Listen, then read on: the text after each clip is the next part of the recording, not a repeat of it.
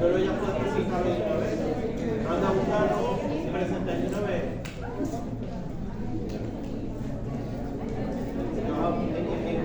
Están los sobres verdes en la parte de adelante. En una de las. Ahí hay. Gaby. ¿Dónde vas con los papeles de monitor?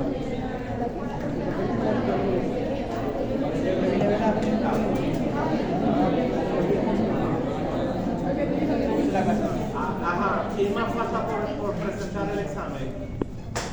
Que tenga justificación, porque no voy a volver a hacer examen. Porque ya eran 72 horas para entregar la constancia. Si no, ya yo no hago otro examen. Ok, es que hay que apuntar eso.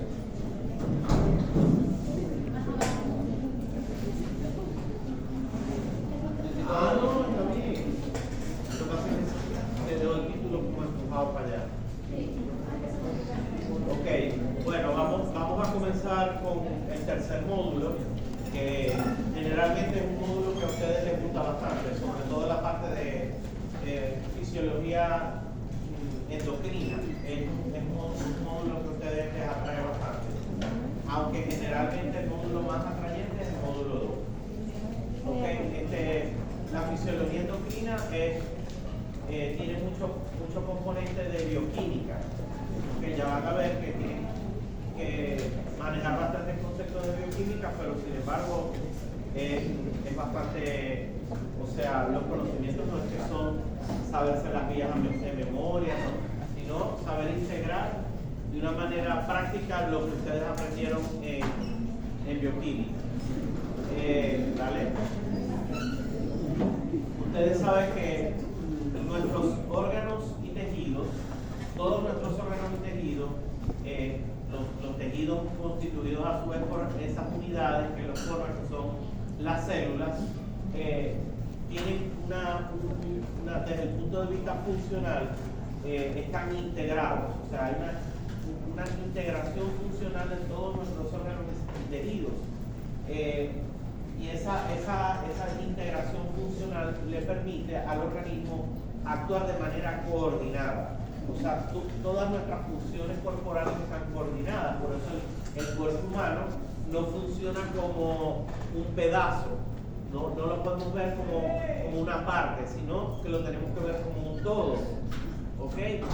Lo tenemos que ver como un todo y desde esa manera también lo tenemos que ver como médicos. O sea, como médico yo no puedo, si el paciente me llega con un problema oftalmológico, yo no me puedo limitar a solo su problema oftalmológico, porque puede ser que el globo ocular sea una manifestación de alguna enfermedad sistémica, como por ejemplo la diabetes, que puede dar alteraciones en el globo ocular, como por ejemplo cataratas o alteraciones vasculares que hacen que la retina se desprenda. Entonces yo tengo que ver, el oftalmólogo en ese caso no se puede enfocar a ver solamente el globo ocular, sino que tiene que ver el cuerpo humano como de una manera integral, hacia el cardiólogo, o sea, todas las especialidades el cuerpo humano debe ser visto de esa manera.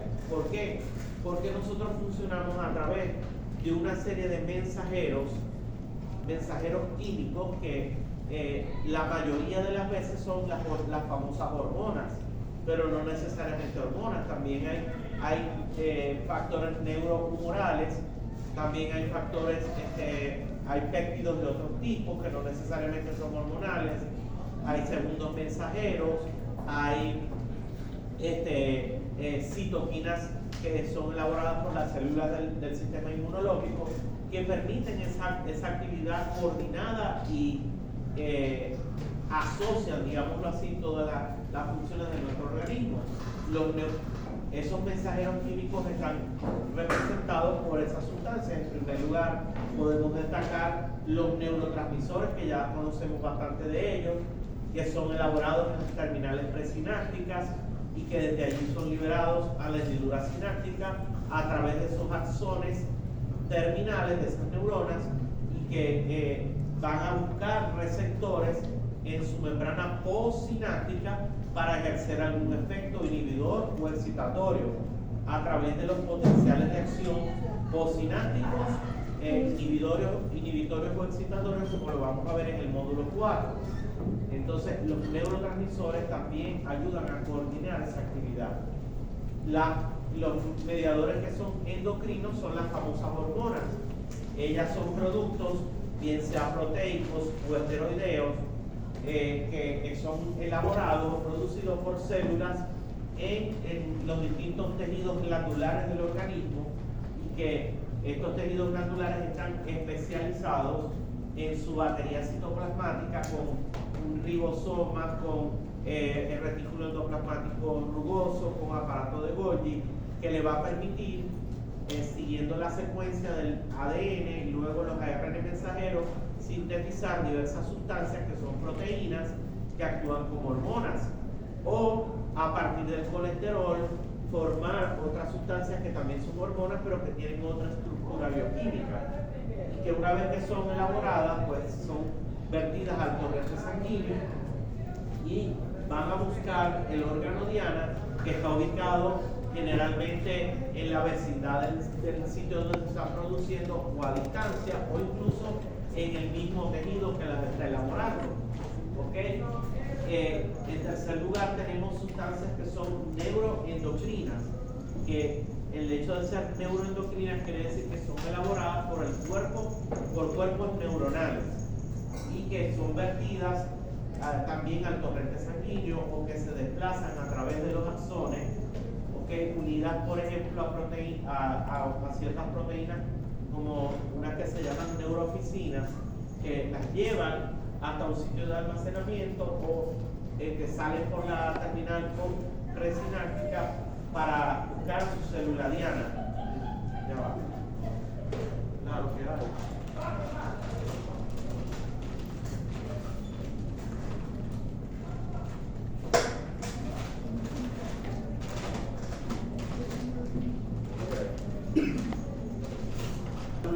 Diana, algunas son secretadas por células endocrinas, son vertidas al líquido extracelular y van a actuar en un tejido vecino, y esas tienen un efecto paracrino, ya ustedes saben eso. Otras actúan en la misma célula que la secretó y se llaman, tienen un efecto autocrino, o son hormonas autocrinas. Y las citoquinas son péptidos secretados por las células hacia el líquido extracelular, y que generalmente son elaboradas por células que tienen que ver con las respuestas, los linfocitos, y van a actuar sobre otros tejidos, y las citoquinas pueden tener efecto autocrino, pueden tener efecto paracrino, o incluso actuar como hormonas. Aquí vamos a empezar a ver como que ejemplos para poder entender todo esto, pero luego esto lo vamos a ver aparte. O sea, hoy estamos viendo las generalidades. Acá vemos como hay un comando, digamos que superior, o un nivel superior en el sistema nervioso central, en el diencéfalo, donde está una estructura que se llama hipotálamo. Ustedes la deben haber visto en neuroanatomía, que está formada por muchos núcleos, y cada uno de esos núcleos tiene múltiples cuerpos neuronales. Estos cuerpos neuronales responden a diversos estímulos, ¿ok? Cada núcleo conformado por diversos cuerpos neuronales va a tener una función, digamos que diferente, ¿no? Y están en ese hipotálamo, en esa estructura diencefálica, reconocemos células que tienen ese poder neuroendocrino, elaboran sustancias que van a actuar sobre la hipófisis anterior o van a elaborar sustancias que se van a depositar en la hipófisis posterior o neurohipófisis. Todo lo que se elabore en el hipotálamo es en respuesta a diversos estímulos que actúan sobre estas células neuroendocrinas. Ellas elaboran sus productos secretorios y los transportan a través de los axones. Okay. Estos productos secretorios pueden, en ciertos casos, como elaborar lo que es la oxitocina y elaborar la hormona antidiurética o vasopresina o arginina vasopresina y transportarla hasta donde está la neurohipófisis. La neurohipófisis es la parte posterior de la hipófisis, que es la glándula endocrina más conocida, que está por excelencia, la que controla prácticamente, regula otras múltiples funciones o glándulas endocrinas. La neurohipófisis actúa como un sitio de almacenamiento, ¿ok?, de oxitocina y de hormona antidiurética o vasopresina, mientras que otros productos secretados en el hipotálamo, ellos a través de un sistema vascular, que lo vamos a ver después, transportan esos productos de secreción hacia la adenohipófisis, que es la parte anterior de la hipófisis, teniendo un efecto de trofismo sobre diversas células que tiene la adenohipófisis para estimular la secreción de las mismas. Es decir, el hipotálamo es capaz de secretar hormonas hipofisiotróficas, es decir, que tienen un efecto trófico sobre las células de la adenohipófisis para estimular su secreción. Allá vemos cómo grupos neuronales, fíjense, los grupos neuronales, a mí me dieron un bicho de eso, un señalador, pero se me quedó. Los grupos neuronales, fíjense cómo elaboran sus sustancias neuroendocrinas y a través de los axones, como dice la flechita, van bajando y se van a depositar en la hipófisis posterior. Ahora bien, en otros grupos neuronales elaboran hormonas hipofisiotróficas, también los cuerpos neuronales, pero ellas son vertidas a un sistema vascular, que es el sistema hipofisiario, ¿verdad? Que a través de esa estructura capilar, que tiene unas particularidades fisiológicas determinadas, son capaces de llevar todas esas sustancias hacia la hipófisis anterior para estimular a las células de la hipófisis anterior para que elaboren las hormonas hipofisarias, que las vamos a ver después. Es decir, controlan la secreción de la adenohipófisis. Dale. Ok, dale. Bueno, nuestro organismo tiene tenemos representación del sistema endocrino en todas partes. Fíjense, desde el sistema nervioso central con la estructura diencefálica que ya hemos mencionado, el hipotálamo, la glándula pineal para la síntesis de melatonina, esa pequeña glándula endocrina muy conocida, que es la hipófisis, que está en la silla turca, ¿ok?, que a pesar de ser tan pequeñita, tiene un conjunto de células que responden a las hormonas hipofisiotróficas y que son capaces de elaborar diversas sustancias que van a controlar la acción de otras glándulas endocrinas en el organismo, actuando como si fuera el director de una orquesta. ¿Okay? Luego seguimos descendiendo en el cuello, la famosa glándula tiroides, el timo, que es una glándula que tiene importancia sobre todo en lo que es la elaboración de los linfocitos T, y que tiene, digamos que su mayor efecto fisiológico en el primer año de vida, y que después el timo va a ir en regresión, ¿ok? Luego, fíjense que aparece el aparato gastrointestinal, en donde destacan el estómago, el duodeno, el yeyuno y el ilion, que en su mucosa tienen una cantidad de células que son capaces de elaborar diversas sustancias que tienen efecto endocrino también y que participan en la digestión. La secretina, la colecitoquinina, el péptido intestinal vasoactivo, etc. Luego la vamos a ver cuando analicemos fisiología de la digestión. El tejido adiposo, que es un tejido con una función endocrina bien establecida, que tiene relación, por ejemplo, con la leptina, tiene relación con la insulina, con diversas enzimas que las hormonas actúan sobre ellas para promover la síntesis promover la creación de lípidos en los adipocitos, o más bien la lipólisis, ¿ok? Entonces, definitivamente el tejido adiposo es un gran órgano endocrino, así como lo es también el tejido, el epitelio digestivo, que también tiene función endocrina. Glándulas anexas al aparato digestivo, como es el hígado, ¿okay? Y sobre todo el páncreas, que tiene una doble función, una función endocrina y una función exocrina. Luego lo vamos a ver con mucho detenimiento. La parte superior, los riñones tienen función endocrina, ya sabemos que representada por ejemplo por la eritropoyetina, el sistema renina-angiotensina-aldosterona, las glándulas suprarrenales, y seguimos descendiendo hasta llegar a las gónadas para controlar nuestro crecimiento, nuestra reproducción, nuestra conducta, etc., ¿no? Vamos a seguir. Okay. Entonces, los múltiples sistemas hormonales del organismo van a cumplir diversas funciones que nos permiten integrar todos los órganos del sistema, como funciones que podemos destacar: la regulación metabólica, gluconeogénesis, glucogenólisis, la glucólisis, todo eso, el metabolismo intermediario, la utilización de los macronutrientes después de que comemos, cómo nos defendemos en una etapa de abundancia energética, cómo nos defendemos en una etapa de ayuno prolongado, ¿no?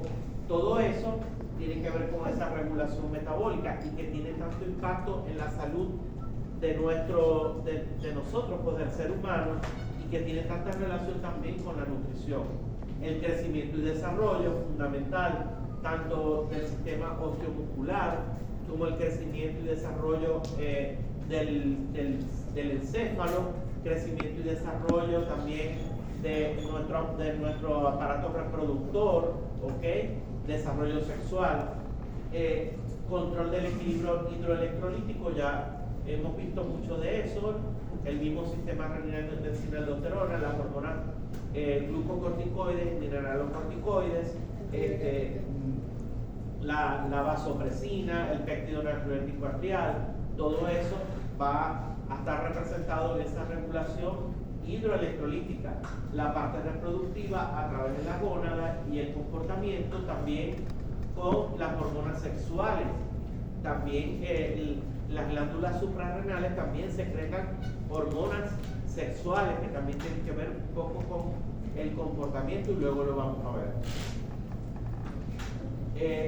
Esas hormonas están clasificadas de acuerdo a su estructura bioquímica, de acuerdo a su metabolismo, de acuerdo a las funciones que realizan, a qué receptores se unen. Entonces nosotros tenemos que saber eso para poder entender cómo clasificamos en general las hormonas. Esto ustedes se supone que lo deberían de saber por bioquímica. Hay diversos tipos de hormonas.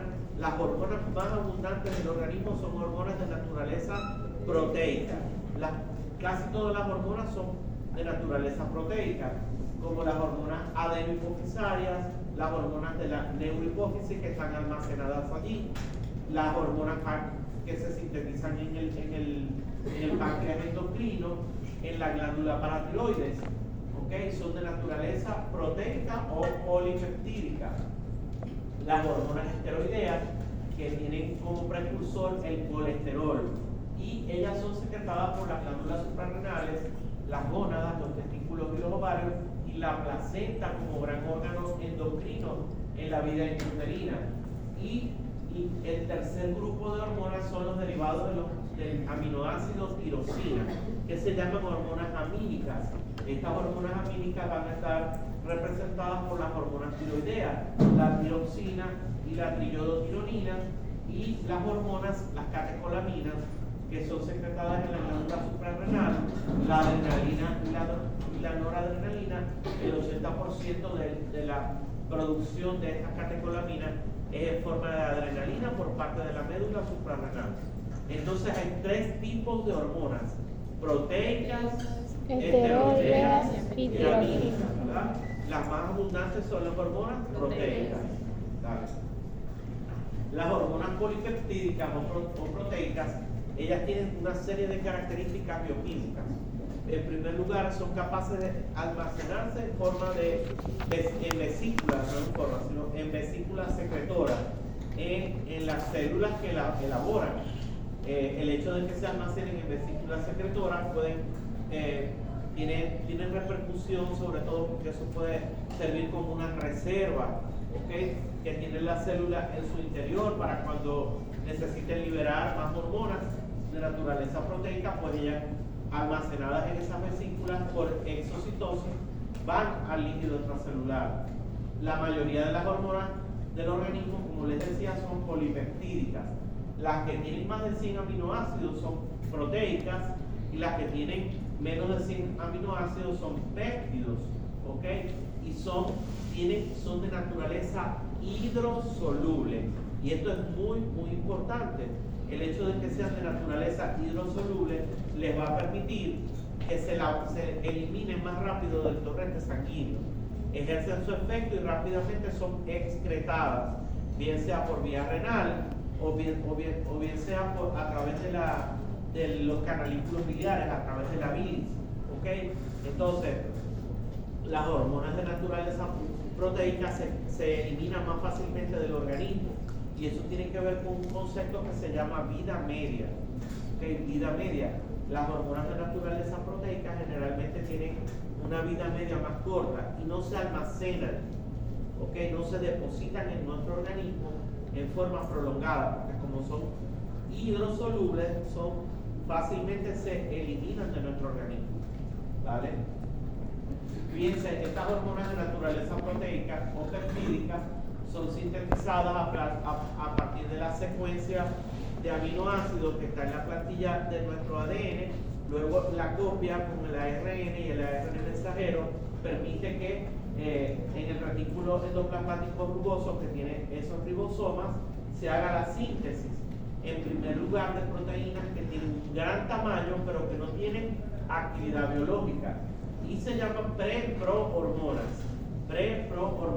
Luego estas preprohormonas pierden parte de sus aminoácidos y se transforman en prohormonas, las cuales son transferidas al aparato de Golgi, y en el aparato de Golgi sufren un proceso de encapsulamiento y finalmente para formar vesículas que van a almacenar estas hormonas sintetizadas en el citoplasma, y que luego a través de la acción de diversas enzimas van sobre todo enzimas que rompen, separan los aminoácidos, son enzimas que rompen los enlaces entre los aminoácidos, pues al perder ciertos aminoácidos, de ser una prohormona que todavía no tiene actividad biológica, son transformadas en hormonas con actividad biológica, y generalmente los aminoácidos sobrantes que pierden por el efecto de la enzima van a ser fragmentos inactivos. Ya vamos a ver cómo ocurre con la síntesis de la insulina y el péptido C. ¿Okay? Y estas hormonas son liberadas por un proceso de exocitosis, y para que se liberen por el proceso de exocitosis debe generalmente entrar el calcio en el citosol de la célula que la está almacenando y activar la deshilatociclasa, aumentar el segundo mensajero que es el AMP cíclico para que puedan liberarse el torrente sanguíneo. Acá lo vemos como el ADN es el que determina, pues tiene la cadena de bases nitrogenadas que van a servir de plantilla para que se forme el ARN mensajero, los ribosomas como estructuras intracitoplasmáticas encargadas de la síntesis, la preprohormona en el retículo endoplasmático rugoso, luego la prohormona en aparato de Golgi, el encapsulamiento, formación de las vesículas y luego la exocitosis. Allá vemos también cómo, fíjense, vemos la célula secretora necesita de que el calcio entre, active la deshilatociclasa, aumente el AMP cíclico para que se dé el proceso de desplazamiento de las vesículas secretoras y se unan con la membrana celular y se vierta la hormona al torrente sanguíneo. Allá tenemos también el núcleo con su plantilla de ADN, el proceso de transcripción, luego traducción, que es importante recordar que cuando veamos los mecanismos de regulación de la síntesis de las hormonas, estos mecanismos regulatorios van a actuar también sobre la transcripción, la traducción, todos los procesos para frenar la propia síntesis de la hormona a través de mecanismos de retroalimentación que vamos a ver. Las hormonas esteroideas, a diferencia, ellas se sintetizan a partir del colesterol. Por eso el colesterol que nosotros los líquidos que ingerimos, ¿okay? Parte de la función de los líquidos que ingerimos, tenemos la mayoría de las grasas que ingerimos son las grasas neutras, que son los triacilglicéridos, pero también tenemos el colesterol, ¿verdad? Ese colesterol es utilizado para estructurar la membrana celular y también para formar hormonas de naturaleza esteroidea. Estas hormonas esteroideas son liposolubles, es decir, ellas se pegan al tejido adiposo y también esa liposolubilidad en algunas ocasiones también le permite, por ejemplo, atravesar el sistema nervioso central. Acuérdense que el sistema nervioso central tiene mucha cantidad de lípidos, ¿ok? En su estructura tienen el ciclopentano peridrofenatreno, que es esa estructura con 3 anillos, el cicloxilo y el ciclopentilo, ¿ok? Que forman la estructura, eso está en el colesterol, sí, bioquímica, ¿no? Entonces, de allí las células endocrinas tienen receptores para captar el colesterol, como las células de la corteza suprarrenal, los testículos, los ovarios, la placenta, respondiendo a estímulos generalmente que vienen de la hipófisis, de la adenohipófisis, estimulan los receptores para que estas células capten el colesterol, movilicen estos ésteres de colesterol hacia vacuolas citoplasmáticas y este colesterol va a ser utilizado para la síntesis de hormonas esteroideas. Ellas tienen la particularidad de que por su naturaleza lipofílica pueden depositarse en ciertos tejidos porque tienen afinidad por las grasas, ¿okay? Entonces eso cambia su vida media. Las hormonas esteroideas tienen una vida media diferente a lo que puede tener una hormona de naturaleza polipeptídica, que es hidrosoluble y se va a eliminar más rápido del organismo. Aquí las hormonas amílicas derivan del aminoácido tirosina y ellas están representadas por 2 grupos hormonales, los que se sintetizan en la glándula tiroides, donde tenemos la tirosina, que es la famosa T4, y la triiodotironina, que es la famosa T3. Y también hay una T3 reversa, que luego vamos a ver qué es eso. Y las hormonas, las catecolaminas secretadas por la médula suprarrenal. Su síntesis es mediada por enzimas que están localizadas en el citoplasma de esta célula. Okay, por ejemplo, ahí tenemos las hormonas tiroideas secretadas por la glándula tiroides. En el tejido tiroideo se da la síntesis y el almacenamiento de estas hormonas que se unen a una proteína que las mismas células, que están células foliculares del tiroides, elaboran, que es una proteína que se llama tiroglobulina. La tiroglobulina es capaz de almacenar las hormonas tiroideas y ellas se van a depositar en unas estructuras que tienen estas células en su interior que se llaman folículos, los folículos tiroideos, que tienen en su interior una sustancia que se llama sustancia coloide. ¿Ok? Ya lo vamos a ver después. Sirve como de depósito o de almacenamiento de las hormonas tiroideas. Y de allí son secretadas al torrente sanguíneo. El principal producto de secreción de ella es en forma de tiroxina, que es la T4, pero que luego en los tejidos es convertida a T3. Generalmente la T3 es la que tiene más acciones biológicas.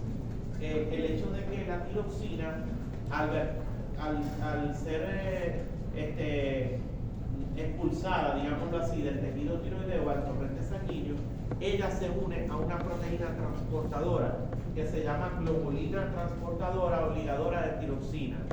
Ese hecho de que viaje unida a una globulina transportadora le cambia su vida media. Es decir, la vida media, creo que lo hemos dicho en otras oportunidades, es el tiempo que tarda una sustancia, una vez que entra en el torrente sanguíneo, de eliminar el 50% de la cantidad que entró en el torrente sanguíneo. Eso es lo que se llama vida media, lo van a ver en farmacología. Todos los fármacos tienen una vida media y por eso hay algunos fármacos que se colocan cada 6 horas, otros que se colocan cada 12, otros cada 24, otros mensuales, otros que tienen que colocarse en infusión continua porque su vida media es de segundos, o sea, actúan y se eliminan del plasma. Y eso tiene que ver con la naturaleza de la sustancia, si es hidrosoluble o liposoluble, y sobre todo la unión a proteínas transportadoras. Fíjense, la tiroxina se une a una globulina ligadora de tiroxina. Eso prolonga su vida media. Ok, ya después vamos a ver tiroides, que es muy bonito y van a entender un poco más. La médula suprarrenal, que secreta adrenalina y noradrenalina, estas catecolaminas son almacenadas en vesículas preformadas, y acuérdense que cuando se estimula el sistema nervioso autónomo por la vía simpática, la médula suprarrenal responde liberando esas catecolaminas por proceso de exocitosis hacia la circulación sanguínea. Como les decía, la médula secreta 4 veces más adrenalina que noradrenalina. Luego vamos a ver también el proceso de síntesis de ella. Entonces, los grupos hormonales todos tienen su mecanismo de secreción, su forma de transporte y su forma de eliminación del torrente sanguíneo, que es diferente en cada grupo. Por lo menos las catecolaminas, ellas son liberadas y en segundos desaparecen de nuestro sistema del torrente sanguíneo. ¿Por qué? Porque el plasma y los tejidos disponen de enzimas como la catecolmetiltransferasa, la MAO, la monoaminoxidasa, que las eliminan del torrente sanguíneo.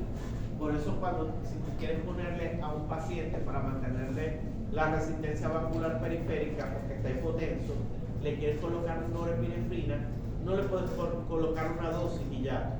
Tienes que ponerlo en un goteo continuo para que en la sangre se mantenga una meseta, porque ella desaparece inmediatamente del torrente sanguíneo. ¿Vale? Entonces la secreción hormonal y la duración de la acción, como les decía anteriormente, depende del tipo de hormona y de la función que desempeñe. La adrenalina y la noradrenalina se secretan segundos después del estímulo y su efecto y duración son inmediatos, en segundos. Mientras que la tiroxina y la hormona de crecimiento pueden tardar meses en ejercer su efecto. ¿Okay? Por eso cuando una persona tiene, por ejemplo, hipotiroidismo, o sea, que su glándula tiroides no está elaborando las hormonas tiroideas en cantidad suficiente, tú no vas a ver las manifestaciones clínicas de un día para otro. No, ellas se van viendo tienes que esperar que pasen varios meses y que los folículos tiroideos que almacenan la hormona en forma de coloides se agoten, ¿ok? Entonces, por eso, y también tiene que ver con que ellas están unidas a proteínas transportadoras. Igual la hormona de crecimiento tampoco sus efectos son prolongados, porque ella directamente no es la que hace los efectos endocrinos, sino que estimula la síntesis de otros factores que se elaboran en el tejido hepático, como son el factor de crecimiento similar a la insulina, que son como los segundos, son como el segundo mensajero, no sé si se le dice así, es como el mediador de la hormona de crecimiento, no es ella la que hace directamente los efectos. Las concentraciones en sangre y ritmo de secreción hormonal. ¿Qué quiere decir esta lámina? Las hormonas están en nuestra sangre en cantidades muy minúsculas, por eso se expresan en picogramos o nanogramos sobre decilitro. Cuando tú le pides a un paciente las hormonas, tú vas a ver que las unidades no dicen miligramos, dicen nanogramos o picogramos, porque estas glándulas secretan cantidades minúsculas o muy pequeñas al torrente sanguíneo. Y cada hormona tiene su patrón secretorio diferente. ¿Okay? Ese patrón secretorio puede tener relación con la vigilia, o sea, puede tener relación con la luz, que es lo que se llama el ritmo circadiano de secreción, o puede tener un patrón secretorio que tiene que ver con el sueño, como la hormona de crecimiento, que se secreta más durante el sueño. Puede tener un patrón secretorio que tiene que ver con la etapa de crecimiento de la vida, como son las hormonas sexuales, ¿okay? Puede tener, las hormonas se pueden secretar de manera continua, o pueden tener una secreción de tipo pulsátil, ¿okay? O las hormonas pueden ser sintetizadas ante determinado estímulo, o sea, cada una tiene su patrón de secreción diferente. Y además, generalmente los ritmos de secreción diarios de estas hormonas son muy pequeños. Okay. Para que se dé esa secreción hormonal, necesitamos procesos o sea, las glándulas endocrinas tienen sus procesos de regulación, porque imagínense ustedes, ellas actúan coordinando nuestras diversas funciones metabólicas, reproductivas, crecimiento y desarrollo, respuesta al estrés, regulación hidroelectrolítica. Imagínense ustedes si ellas coordinan, asimismo ellas necesitan mecanismos de control. Esos tejidos endocrinos necesitan mecanismos de control que regulen de una manera muy precisa la función del órgano endocrino. Y los mecanismos a través de los cuales los órganos endocrinos se regulan son básicamente dos. Son mecanismos que se llaman de retroalimentación, ya sea retroalimentación positiva o retroalimentación negativa. La retroalimentación negativa es cuando el tejido glandular, la glándula endocrina, secreta su producto hormonal, lo vierte al torrente sanguíneo, y luego que ese producto hormonal llega a un nivel adecuado del torrente sanguíneo, él mismo frena las estructuras de síntesis. ¿Ok? La frena. Y el ejemplo más fehaciente de eso es el sistema de control que se ejerce sobre un eje, que es el eje hipotálamo, hipófisis, glándula tiroides, o hipotálamo, hipófisis, corteza suprarrenal, o hipotálamo, hipófisis, gónadas. ¿Ok? Todos esos tienen mecanismos de retroalimentación negativos. También hay lo contrario. Es decir, por ejemplo, si yo tengo hiperproducción o yo produje suficiente cantidad de cortisol por parte de mi corteza suprarrenal, el cortisol va al torrente sanguíneo y frena el hipotálamo y frena la adenopófisis. Las células de la adenopófisis, que se llaman corticotropas, que son las que van a elaborar la ACTH para que la corteza suprarrenal deje de producir cortisol o frene la producción de cortisol. Las hormonas tiroideas, cuando también tienen un eje hipotálamo hipófisis glándula tiroides, cuando la glándula tiroides secreta suficiente cantidad de T4, la misma T4 va a frenar el eje hipotálamo hipófisis para que la glándula tiroides detenga su producción. Entonces eso se llama mecanismo de retroalimentación negativa.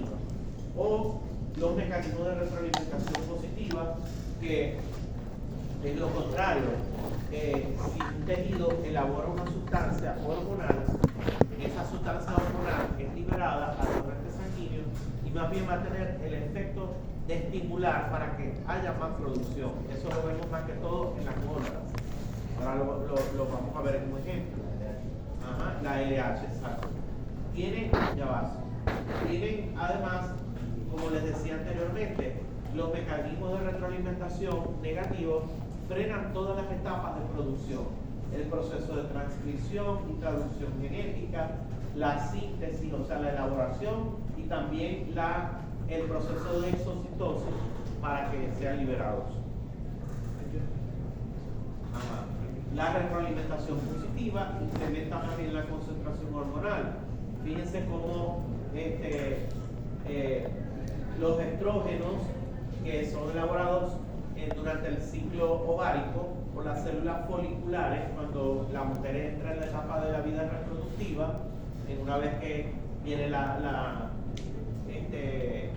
etapa de la pubertad, durante toda la etapa reproductiva hasta la menopausia, pues todos esos folículos que entran en desarrollo mensual son los responsables de elaborar el estradiol 17 beta y los progestágenos. Sobre todo el estradiol 17 beta, que son los estrógenos, van a estimular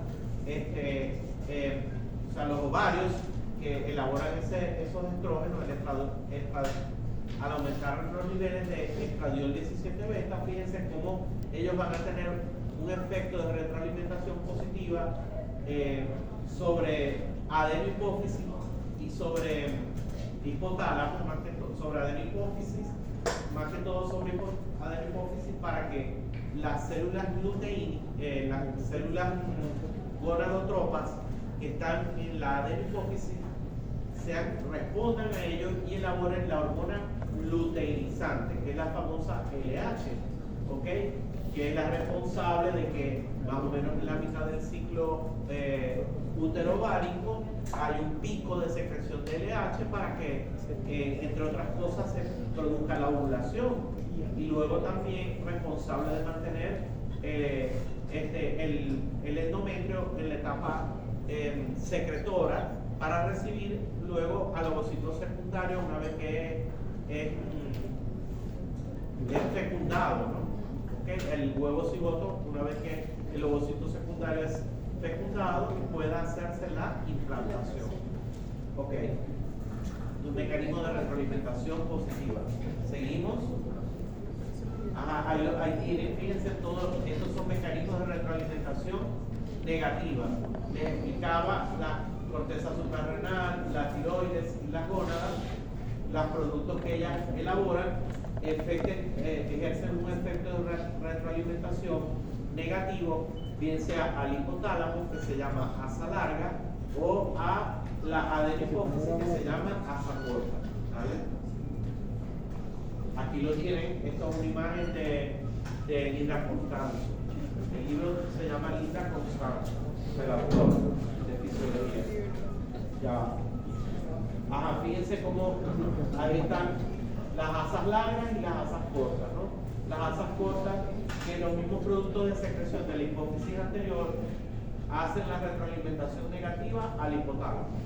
Y las asas largas, que son los productos de secreción por parte de los órganos blancos, endocrinos blancos, como por ejemplo, ahí está el caso de los testículos, ¿no?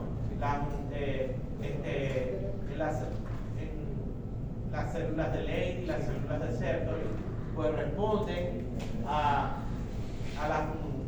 la LH y a FSH, se elabora la testosterona y fíjense cómo se ejerce una masa larga que va a bloquear la adenohipófisis o masa larga que va a bloquear también el hipotálamo para que el testículo detenga la producción de ya, lo mismo con la retroalimentación positiva que acabamos de mencionar con respecto al estradiol 17-beta. Las variaciones en la secreción hormonal, bueno, ya mencionamos que la secreción hormonal puede variar, puede estar sometida, por ejemplo, a las etapas del desarrollo, al envejecimiento, como la hormona de crecimiento, aunque tenemos hormonas, nosotros estamos hormonas de crecimiento hasta que nos morimos, pero hay ciertas etapas de la vida donde la hormona de crecimiento es secretada en mayor cantidad, lo vamos a ver después. El ritmo circadiano, que tiene que ver con la luz, y una vía que se llama vía supraquiasmática, que nace desde las células bipolares de la retina, luego lo vamos a ver cuando veamos visión, el sueño, la actividad nerviosa, también con la etapa que tiene que ver con nuestra alimentación, ¿ok? En la etapa postprandial o cuando estamos en ayuno, eso también obviamente cambia la secreción de la hormona. Ahora bien, las hormonas pueden ser transportadas, como les decía, las hormonas hidrosolubles, como son las catecolaminas, que son amínicas, o las hormonas de naturaleza proteica, ellas viajan disueltas en el plasma. Algunas están unidas a proteínas, pero generalmente ellas viajan por el plasma y por eso son hidrosolubles y se excretan más fácil, ¿vale? Ok, las hormonas esteroideas y tiroideas, ellas circulan unidas a proteínas y fíjense, en menos del 10% de la cantidad total que es producida por los tejidos, por los tejidos endocrinos, están en forma libre. ¿Y qué importancia tiene que nosotros sepamos que las hormonas viajan unidas a proteínas? Primero que para tener su efecto biológico deben separarse de la proteína, y eso es importante.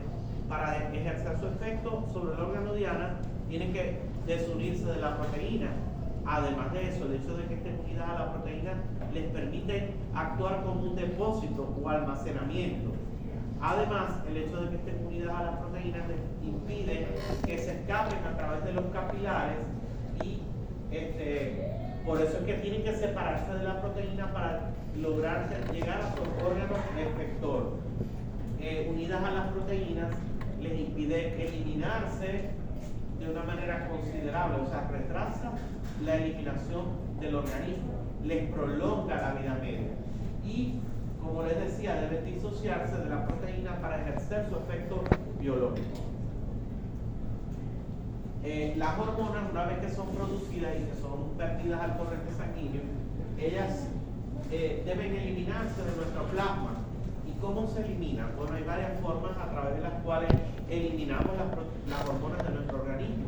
En primer lugar, tenemos la destrucción que ocurre de ellas por parte de los tejidos. Ya tenemos un ejemplo que acabamos de mencionar, la catecol-O-metiltransferasa y la monoaminoxidasa, que destruyen las catecolaminas, ¿ok?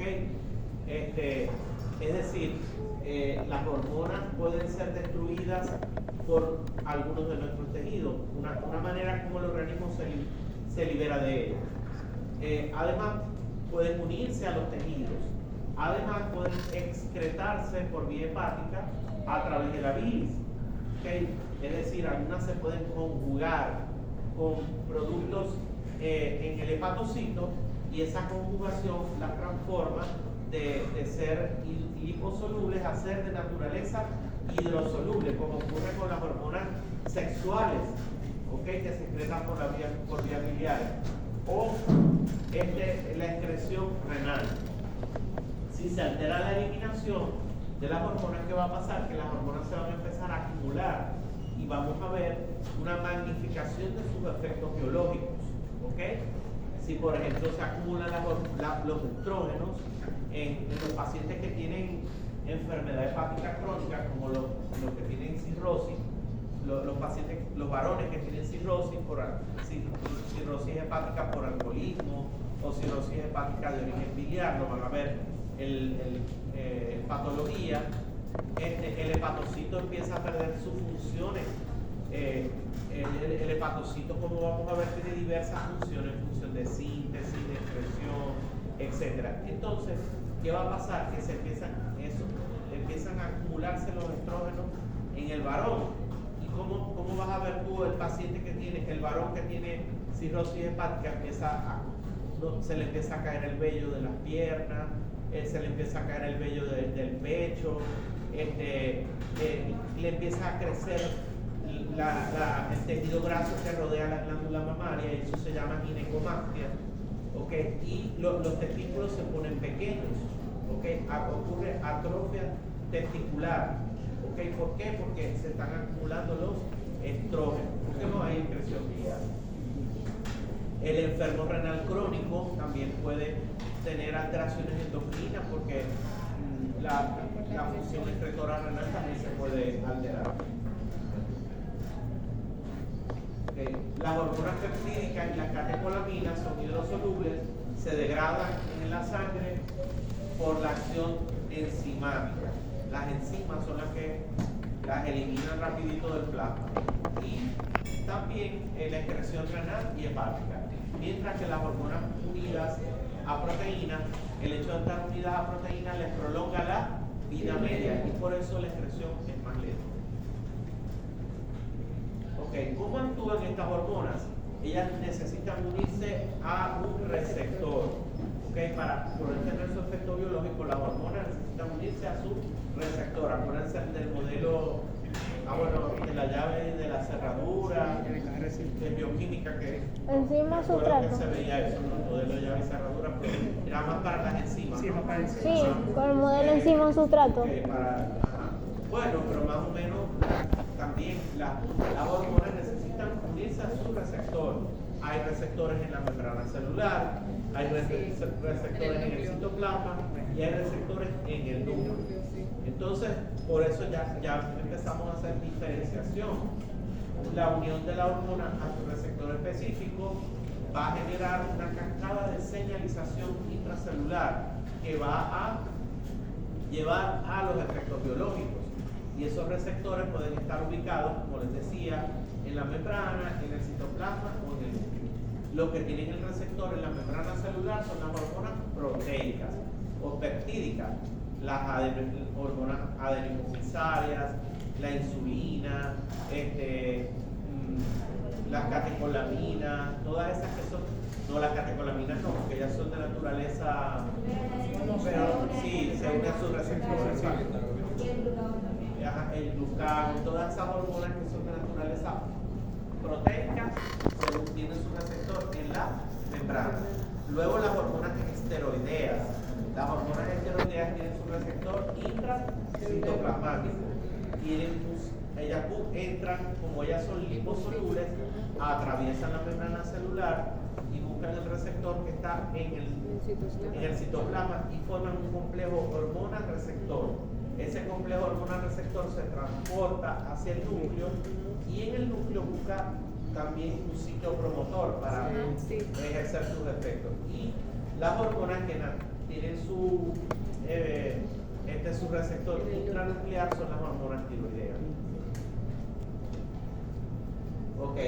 Entonces, los receptores pueden ser regulados, es decir, pueden haber un número menor o mayor de receptores, La expresión de los receptores es regulada, por ahí, de ahí el ejemplo más importante, por ejemplo, es el receptor de la insulina, que es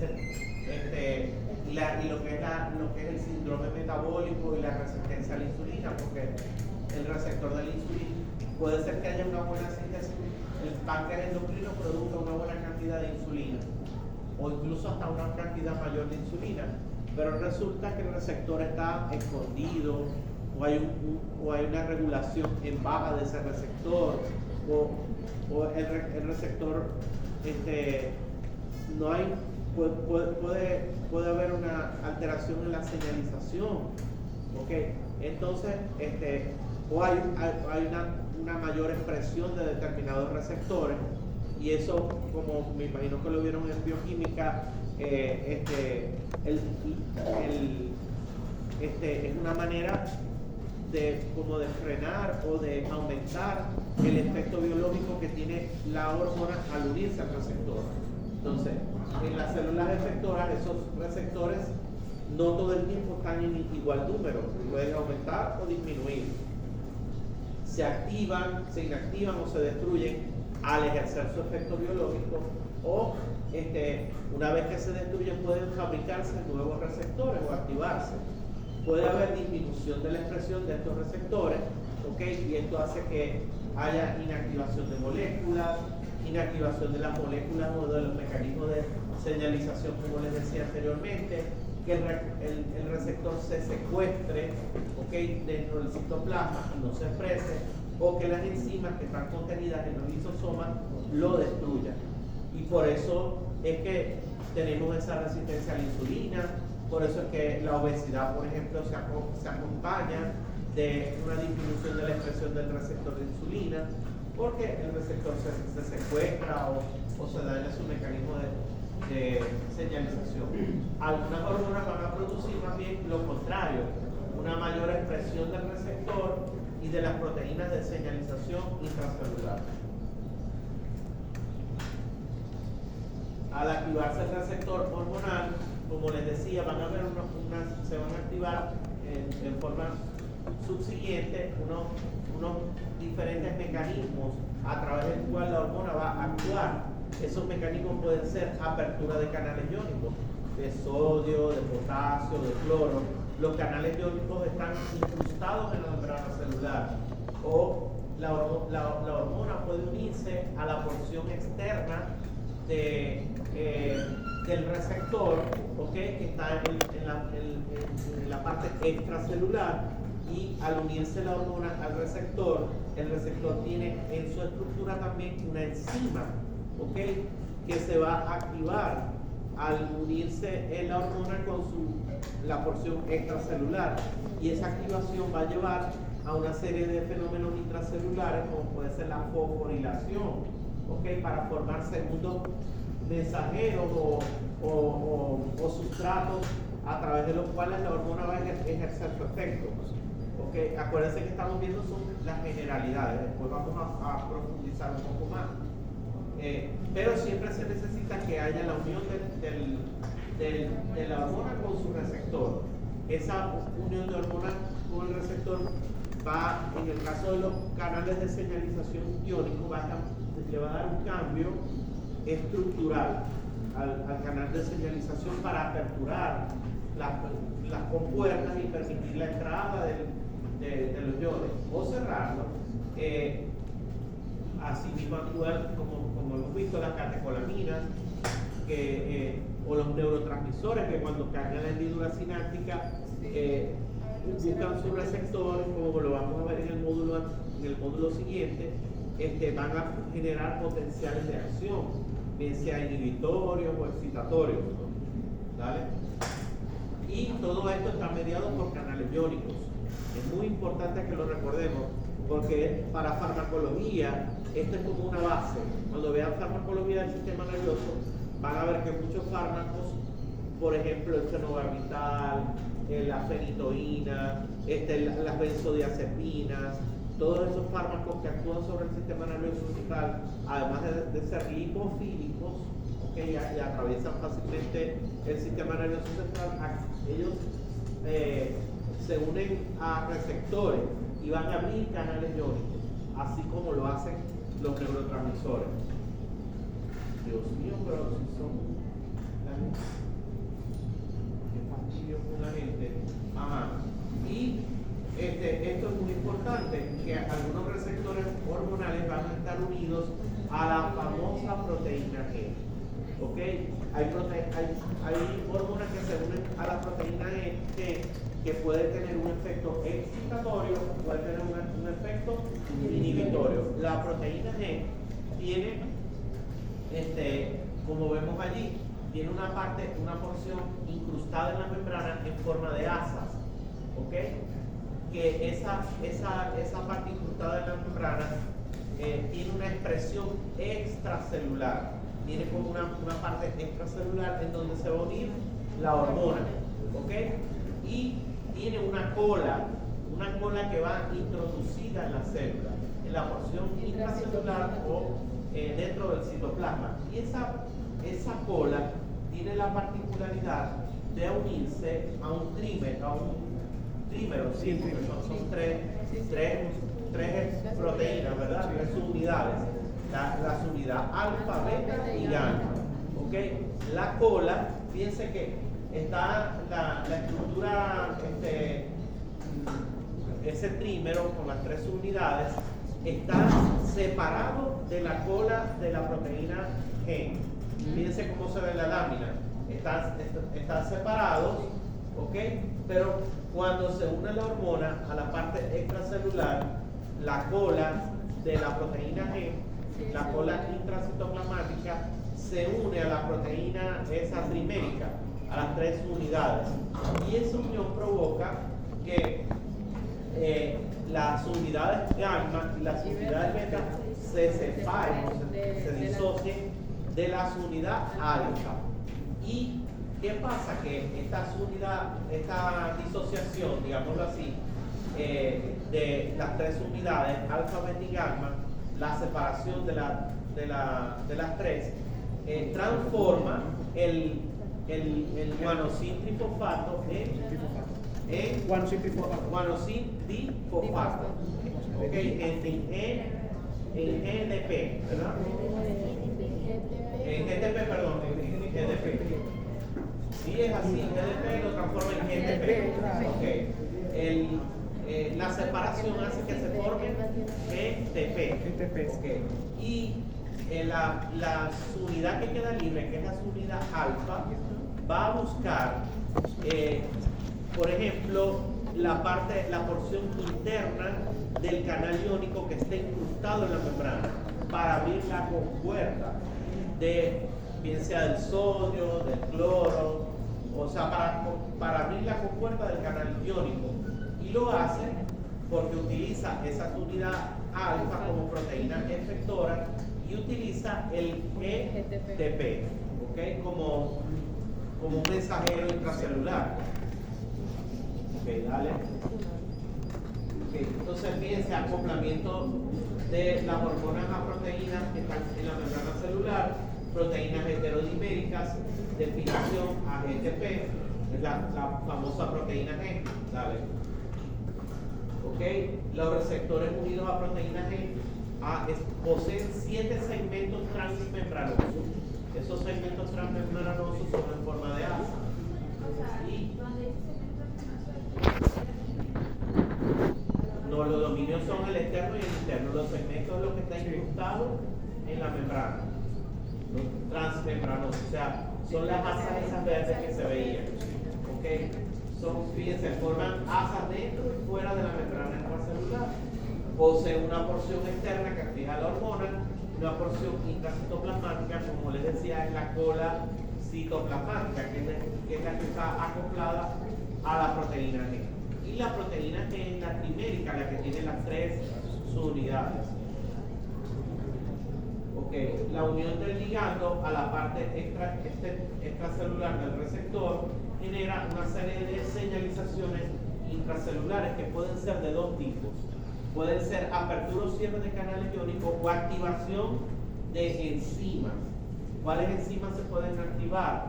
Fosfolipasa C, ¿okay? Es una de las más conocidas. ¿Okay? La guanilatociclasa, ¿okay? La adenilatociclasa. Son enzimas que se activan una vez que la hormona se ha unido a la proteína G. Ok, entonces esa proteína trimérica tiene la capacidad de unirse a la guanosina. Tenemos dos formas, la forma activa y la forma inactiva. La forma activa, la proteína G se une al GDP, se asocia con la cola citoplasmática del receptor, se produce un desplazamiento del GDP por GTP y eso causa una disociación de la subunidad alfa, como lo habíamos dicho. Y eso genera la cascada de señalización intracelular, que va a llevar a la activación de los canales iónicos o a la activación de enzimas como la de hilatociclasa o la fosfolipasa C, que va a producir a su vez otros dos mediadores que son el diacilglicerol y el IP3 y el inositol trifosfato. Okay. Todos ellos van a tener la capacidad de modificar la actividad celular. Ahora, si está inactiva, fíjense, se fija el BDP en la unidad alfa. No se da la separación de las tres unidades. Como les decía, hay proteínas G inhibitorias y proteínas G estimuladoras. También hay receptores hormonales unidos a enzimas. ¿Cuál es un receptor hormonal unido a enzimas? ¿Cuál es el más? Pero hormonal. A ver, ¿cuál es el más conocido? La insulina. Muy bien. El receptor que se une a una enzima que es la, ¿cómo se llama? La tirosina sinasa o tirosina sinasa. Muy bien. La unión de la hormona al lugar de fijación en la parte exterior de la membrana celular activa o inactiva enzimas situadas en el interior de la membrana. ¿Vale? Ok, receptores hormonales unidos a enzimas, todos poseen un lugar de fijación para la hormona en la parte exterior, como se ve allá. Ok, se parece al receptor de insulina y ahí está expresando en la lectina. ¿Dónde se elabora la lectina? En el adipocito, en el tejido adiposo, exacto. Y una porción catalítica o de unión en el interior, ¿ok? Que una vez que la hormona se une a la porción extracelular, se va a activar la enzima, igualito como ocurre con el receptor de insulina. Dale. Ajá. Ya, vamos a ver. Eso te lo voy a asignar a ti. Tú vas a hablar de lectina. La vas a preparar. Así como hemos venido haciendo, te va a tocar hablar de lectina, la importancia que tiene la lectina. Y sobre todo, porque ella ahorita está eso es todo lo que es el sobrepeso, obesidad, regulación del apetito, ¿ok? O sea, la parte fisiológica de la lectina, ¿ok? Y así hay otros que voy a ir asignando. Ajá. Otros mecanismos hormonales unidos o mediados por enzima, bueno, ya dijimos la activación de adenilatociclasa, la formación de AMP cíclico como segundo mensajero. Importante, AMP cíclico y AMP cíclico son segundos mensajeros. Ahora van a ver la lista de hormonas que utilizan a ellos como segundo mensajero. Aquí tienen un ejemplo. Segundo mensajero para que actúe el péptido natriurético atrial o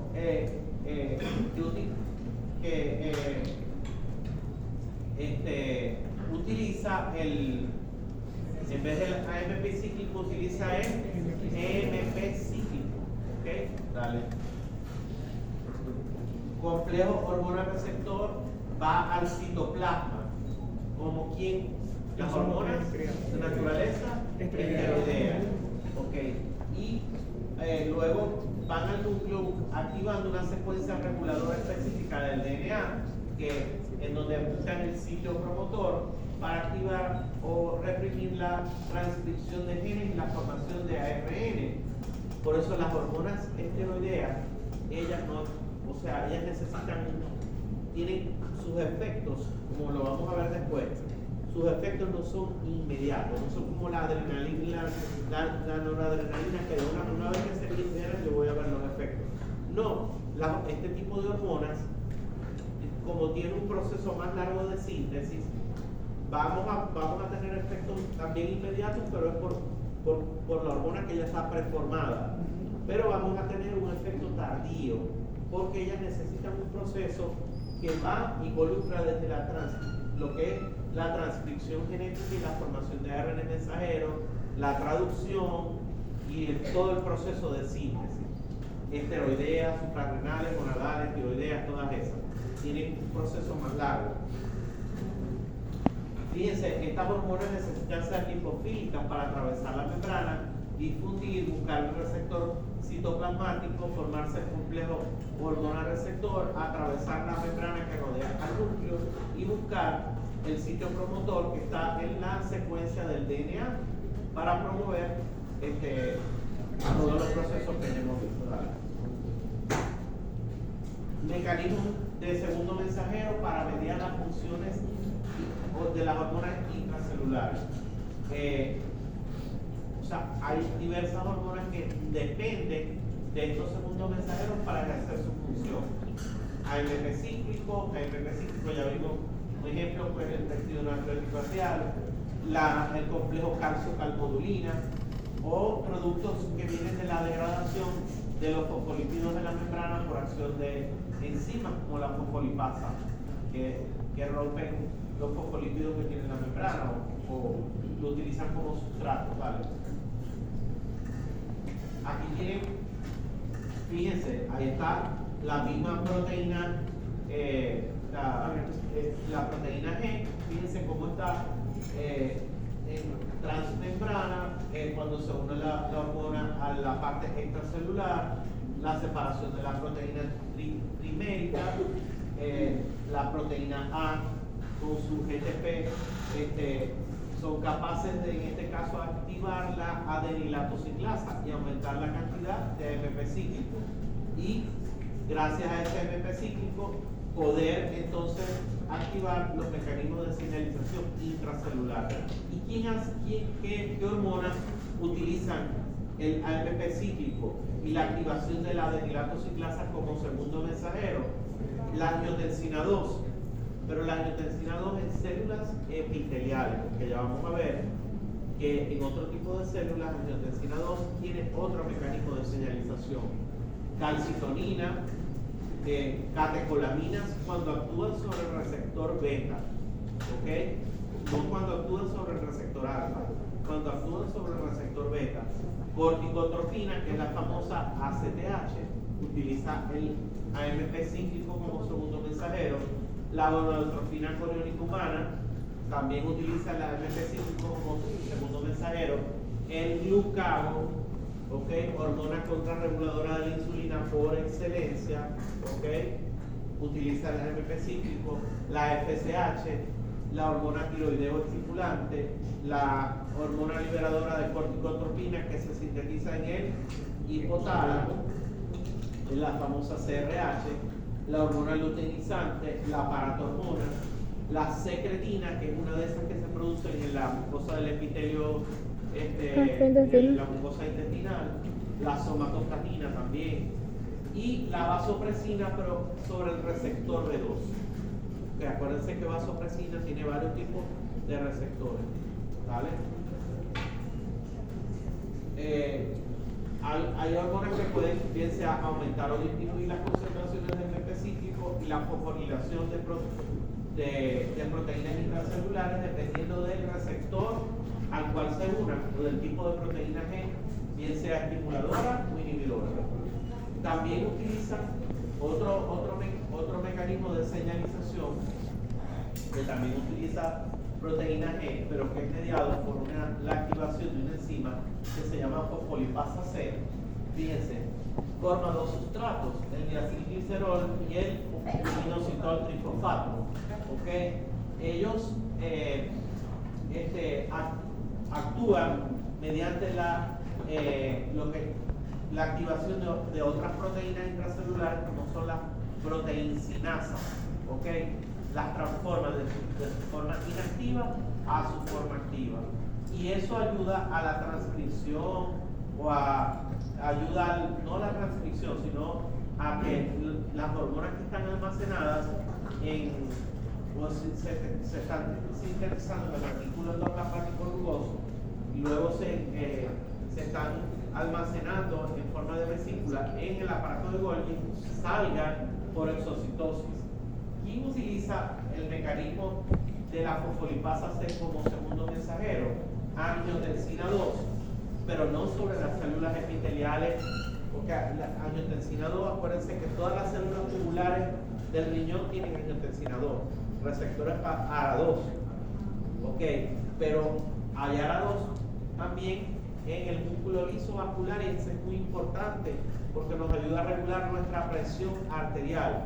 Y hay fármacos que son los famosos ARA2 que bloquean el receptor de angiotensina 2 en el músculo liso vascular y detienen esta secuencia que es mediada por la fosfolipasa C, ¿ok?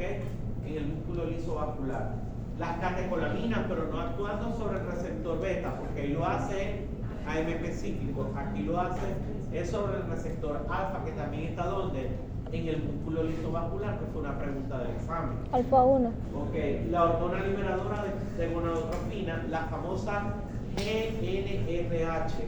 Imagínense ustedes, la GnRH es la hormona que nosotros tenemos dormida durante todo cuando somos niños, desde que nacemos hasta la etapa de la pubertad.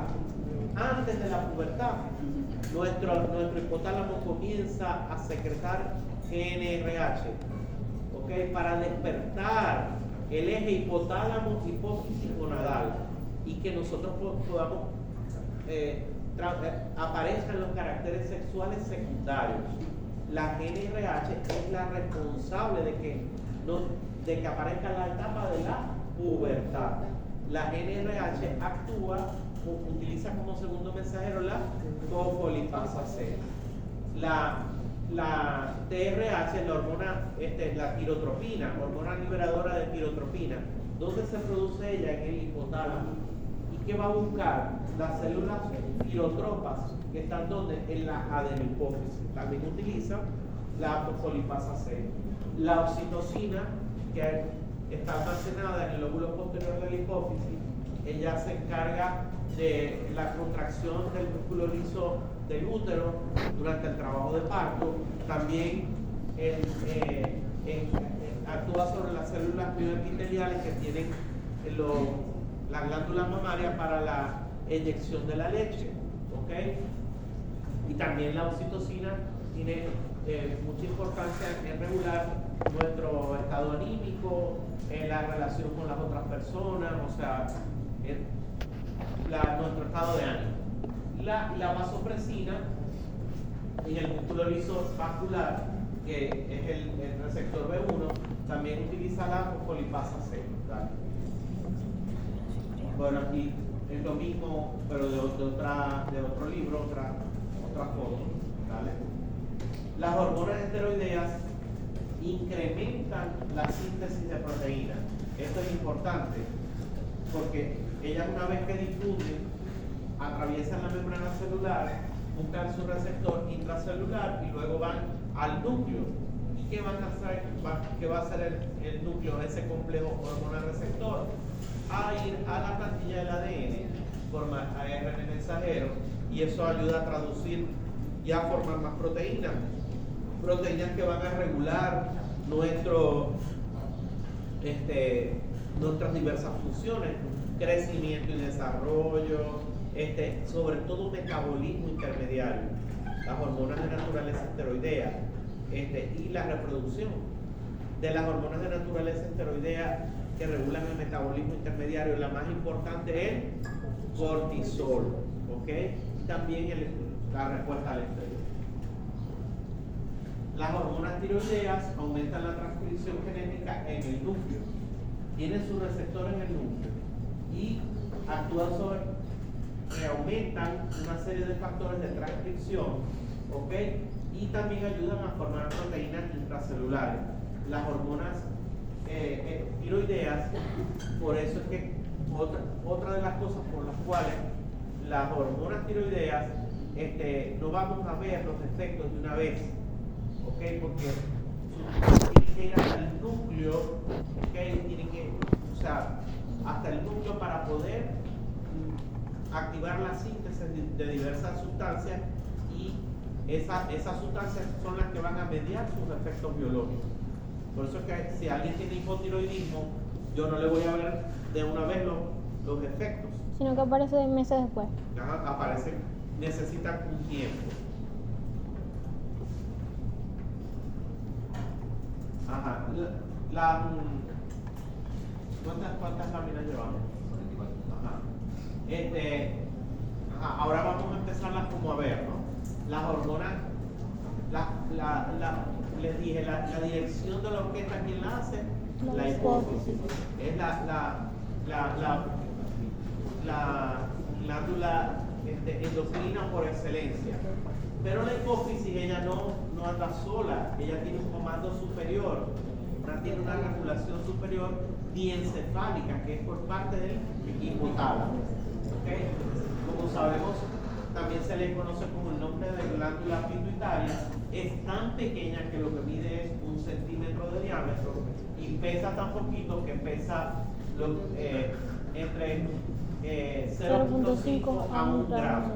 Imagínense ustedes. O sea, es una cosa muy pequeña, pero que está tan bien diseñada que tiene todas esas células en su interior que regulan diversas funciones corporales. Está situada en la silla turca y ella está unida al hipotálamo por una estructura que se llama tallo hipofisario. ¿Sí recuerdan eso? ¿Sí lo vieron? Sí. Tallo hipofisario es la estructura que une la hipófisis con el hipotálamo. Y ella tiene dos partes, está dividida en un lóbulo anterior llamado adelhipófisis. En algunas especies, no tanto en el humano, tienen una pars intermedia, que es una zona vascularizada, y tienen un lóbulo posterior que se llama neurohipófisis, que sirve de almacenamiento. Y me han llamado, Dios mío, dale. Ok, fíjense. Bueno, esta lámina no iba aquí. Esta lámina no iba aquí, pero estaba ahí. No, ella estaba ahí, siempre ha estado ahí. Porque siempre la quiero cambiar y no. Esta lámina tenía relación con lo que veníamos diciendo, que es los mecanismos que utiliza cada hormona. Fíjense, ACTH, utiliza el mecanismo, todos los que utilizan la deshidratoxiclasa, los que utilizan la fosfolipasa C, el mecanismo de acción de cada una de las hormonas, el mecanismo de la tirosinosinasa, ya lo nombramos, ya se lo tienen que aprender, la tirosinosinasa. La tirosinosinasa es el mecanismo de acción del receptor de insulina y también el factor de crecimiento tipo insulina puro, que a través de él se dan las funciones de la hormona de crecimiento. Las que utilizan GMP cíclico, entre ellas ya conocemos una que es el óxido nítrico y también el péptido natriurético atrial. Vale. Bueno, esta es la lámina que venía. Fíjense cómo la parte superior, fíjense todas esas estructuras que se ven allí, como parecen grupos de núcleos que forman el hipotálamo. En cada una de esas estructuras hay cuerpos neuronales, un área hipotalámica dorsal, el núcleo paraventricular, muy importante, porque ayuda a la síntesis de la hormona antidiurética o vasopresina. ¿Y qué más? La oxitocina, la supraóptico paraventricular, que ayudan a la síntesis de vasopresina y de oxitocina. El área preóptica, el área hipotalámica anterior, bueno, todas las estructuras esas que tienen ahí el hipotálamo. El núcleo supraquiasmático, que nos ayuda a regular, como vamos a ver después, a sincronizar la luz con el sueño. ¿Okay? El sueño está regulado por ese núcleo supraquiasmático. Bueno, todas esas neuronas que están allí reciben estímulos de otras áreas del sistema nervioso que van a regular, como les decía, o van a producir una serie de sustancias hipofisiotrópas que van a ser transportadas a través de este sistema que se llama porta Hipofisiario. ¿ok? Hacia el lóbulo anterior de la hipófisis. O si es hacia el lóbulo posterior, las hormonas, lo que se sintetiza por los cuerpos neuronales, se viajan unidos a unas proteínas que se llaman neuroficina, que a través de los axones. Los axones tienen mecanismos de transporte, ¿ok? El axón tiene lo vamos a ver en el módulo que viene, un transporte anterógrado y un transporte retrógrado. A través de mecanismos de transporte anterógrado desde el núcleo, desde el cuerpo celular o soma, ¿ok? Las sustancias que se elaboran en el citoplasma de la neurona van a viajar hasta la terminal. O van a fijarse con las neuroficinas. Las neuroficinas son transportadas hasta que llegan al lóbulo posterior de la hipófisis para almacenar allí la hormona antidiurética y la oxitocina. Ok, embriológicamente ustedes saben que ella deriva de una estructura que se llama bolsa de Brackett. La bolsa de Brackett es como una invaginación del epitelio faríngeo, ¿ok? Y de la evaginación de ese tejido nervioso, pero del hipotálamo, se forma la neurohipófisis. O sea, tienen un origen embriológico distinto, por eso sus funciones son diferentes, ¿ok? La neurohipófisis como tiene tantos grupos neuronales, tantos grupos celulares, en la adenohipófisis es un sitio en donde pueden formarse tumoraciones que se llaman adenomas hipofisarios. O la hipófisis, en la hipófisis también hay un tumor muy conocido que se llama craniofaringioma. Después lo van a buscar, craniofaringioma. Que crece a ese nivel, entonces va a condicionar a una serie de alteraciones endocrinas y, como están sobre el quiasma óptico, alteraciones de la vía visual. Ok. Ya está el quiasma óptico para que recordemos. Por eso, cuando la hipófisis crece de manera anormal, el paciente comienza a tener, lo primero que tiene es alteraciones de la visión. ¿Ok? Comienza a tener pérdida de los campos visuales en las hemianopsias, exactamente. ¿Dónde lo vieron? En neuroanatomía. Sí. Ok. Comienza a perder, si es supraquiasmático, pierde los campos laterales externos. La representación. Exactamente. Heterónima. Muy bien, excelente. Eso lo vamos a ver también en el módulo que viene. Dale. La adenohipófisis secreta 6 hormonas peptídicas que regulan diversas funciones. La adenohipófisis secreta tirotropina, ¿ok? La famosa tirotropina, o hormona estimulante del tiroides, la famosa TSH, ¿ok? La TSH, hormona estimulante del tiroides o tirotropina. Secreta la hormona de crecimiento, porque tiene unas células que se llaman células somatotropas, ¿verdad? Que son de todas, creo que son las más abundantes de ahí de la adenohipófisis. Secreta ACTH, que es la hormona corticotropa, que ¿dónde va a actuar? Va a actuar sobre la corteza suprarrenal, que, como vamos a ver, la corteza suprarrenal tiene 3 áreas. Tiene una zona glomerular, una zona fasciculada y una zona reticulada, ¿verdad? Entonces, la ACTH va a estimular la producción de cortisol. Y el cortisol va a tener íntima relación con la regulación del metabolismo intermediario. La corticotropina, la hormona folículo estimulante o FSH, que actúa tanto sobre el ovario como sobre el testículo. Folículo estimulante. La LH o hormona luteinizante, y la prolactina. Ok, entonces, después las vamos a ver a ellas por separado, pero hoy estamos viendo lo que hace la hipófisis, parte de lo que hace la hipófisis. Entonces la hormona de crecimiento, ¿qué va a hacer? Estimula el crecimiento somático de todo el organismo. ¿Cómo lo hace?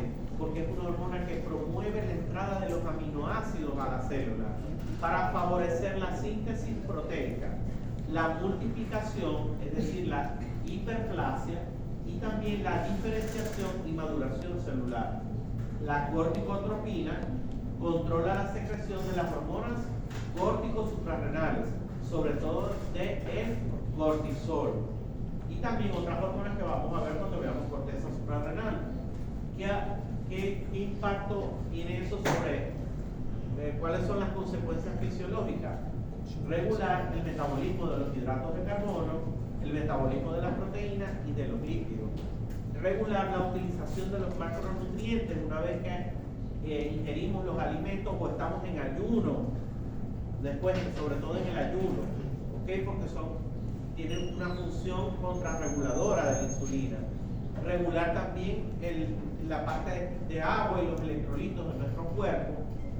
Regular la presión arterial, porque recuerden que les dije que el cortisol sensibilizaba los receptores alfa 1 de los vasos sanguíneos para que las catecolaminas pudieran tener un efecto sobre ellos. Si no hay cortisol, no vamos a tener una respuesta a las catecolaminas.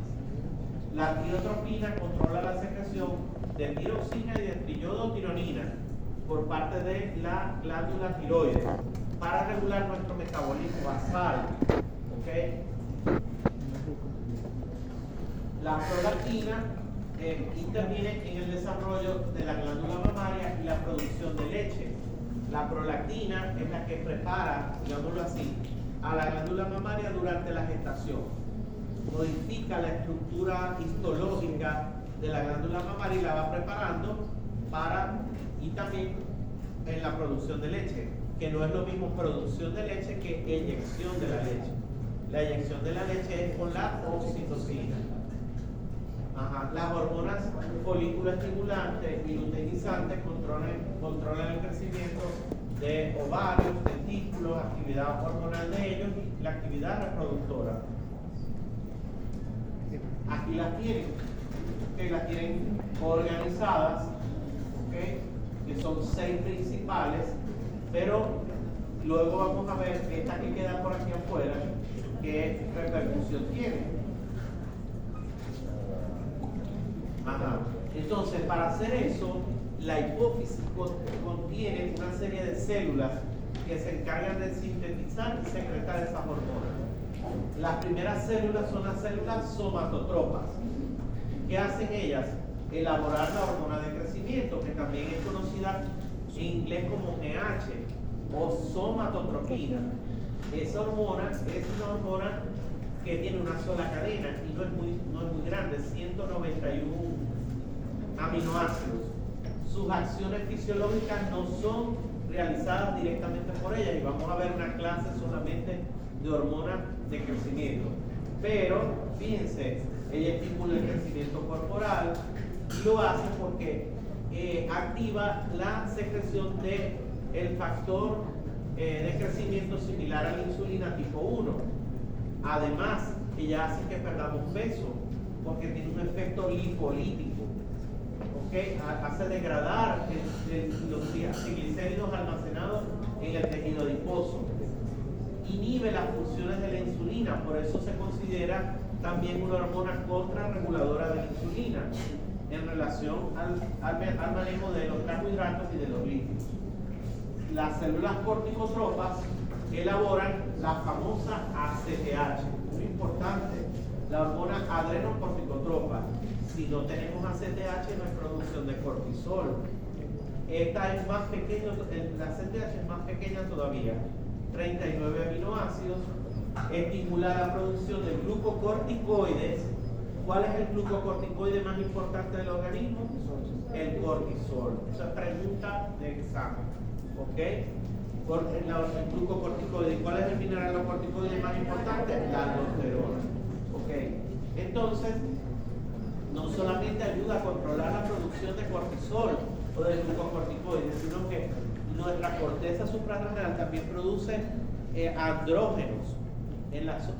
Los andrógenos suprarrenales, que son muy importantes en la mujer, porque ellos ayudan a que la mujer pueda tener los andrógenos que ustedes sintetizan, son los que le confieren cierta, para que la mujer, en sus cambios en su conducta, es decir, en el momento de la pubertad, los andrógenos les van a ayudar a relacionarse, o sea, lo que es la etapa afectiva, la reproducción, ¿sí me entienden? O sea, esa parte de buscar la pareja, todo eso tiene que ver con los andrógenos suprarrenales.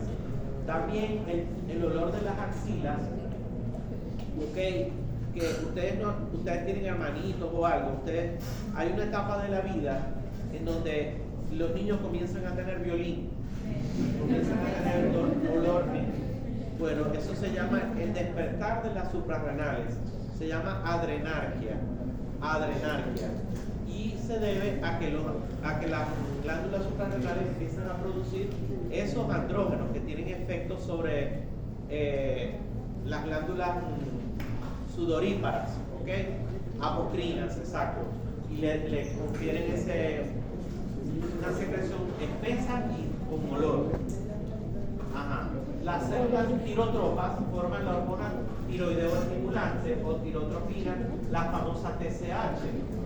Es una glucoproteína, tiene dos unidades, una alfa y una beta. Yo no les voy a preguntar cuántos aminoácidos tiene, porque eso es mentira, que uno se lo va a saber de memoria. Estimula la producción de las hormonas tiroideas por parte de quién? De las células foliculares del tiroides. Y ella es la que mantiene el tamaño de las células foliculares. Eso es importante. Eso es importante saber eso. Tiene mucha aplicación clínica. Si la glándula tiroides no responde al efecto de TSH, porque está alterada alguna de sus enzimas en la síntesis de las hormonas tiroideas, pero la TSH sigue produciéndose. ¿Qué va a pasar con la glándula tiroides? Va a crecer. Y eso ese crecimiento de la glándula tiroides se llama óseo. ¿Okay? Cuando la glándula tiroides está crecida, aumentada, por ejemplo, por falta de yodo, ¿okay? Como se veía antes cuando la sal no tenía yodo, la glándula tiroides se pone grandota. ¿Quién hace eso? El efecto multiplicador o el efecto que tiene la TSH sobre el crecimiento de los folículos tiroideos. ¿Ah? No hay retroalimentación negativa, muy bien. Se pierde la retroalimentación negativa, ¿ok? Porque si no hay T4 y T3, no hay quien frene la TSH y ella se sigue produciendo. Cuando los niños nacen, se les toman algunos han oído lo que es la pesquisa neonatal, o la prueba del talón. La prueba del talón te mide TSH. Si la TSH está elevada, quiere decir que el niño tiene hipotiroidismo congénito, porque no hay quien frene, ¿ok? Entonces tiene niveles altos de TSH. Luego lo vamos a volver a decir. Las células gonadotropas, ya terminamos esta lámina y ya.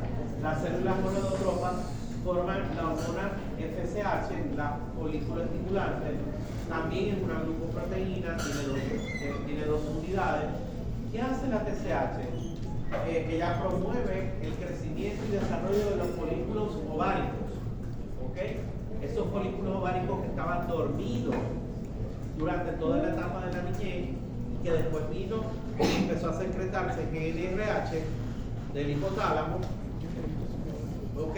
La GNRH empezó a estimular a las células estas, a las gonadotropas, para que empezaran a producir FSH, que no solamente van a promover el crecimiento de los folículos ováricos, sino que también promueve y regula la espermatogénesis, ¿ok?